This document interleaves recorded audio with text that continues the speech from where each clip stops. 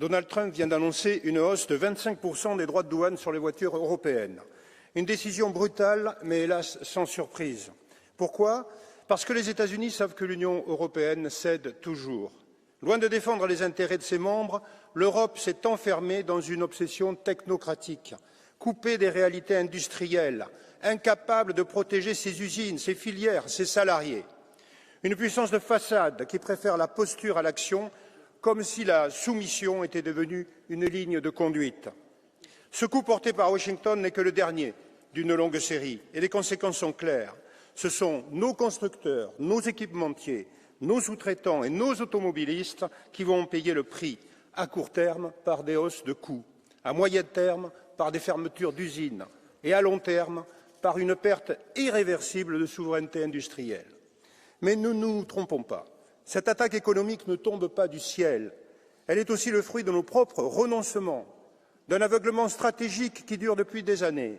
Depuis trop longtemps, l'Union européenne impose des politiques industrielles hors sol, déconnectées des réalités de terrain, au nom d'une transition écologique devenue dogmatique.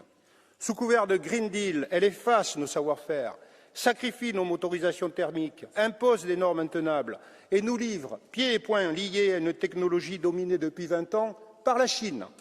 Une Chine qui, elle, protège, finance, accompagne massivement son industrie, comme le font aussi les Américains. Et pendant ce temps, Bruxelles échoue à bâtir un véritable secteur européen de la batterie. Les projets s'effondrent les uns après les autres, faute de coordination, faute de volonté, faute de vision. Pire, la Commission continue de financer des ONG militantes, souvent radicales, qui mènent une croisade anti-voiture, sapent notre industrie, stigmatisent nos modes de vie et imposent leurs idéologies à coups de rapports et de campagnes car bashing. Cette machine à culpabiliser a remplacé la stratégie. Le projet européen, aujourd'hui, un continent sans usines, sans énergie, sans emploi.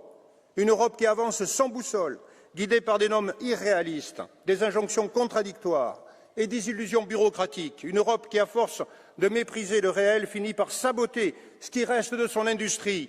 Il est temps de dire stop, de défendre notre indépendance industrielle, de protéger nos emplois, notre savoir-faire, notre compétitivité, de remettre les pieds sur terre. Car si l'Europe poursuit ce suicide économique, demain il sera trop tard et nous n'aurons que nos silences pour pleurer ce que nous aurons laissé disparaître sans combattre. Je vous remercie.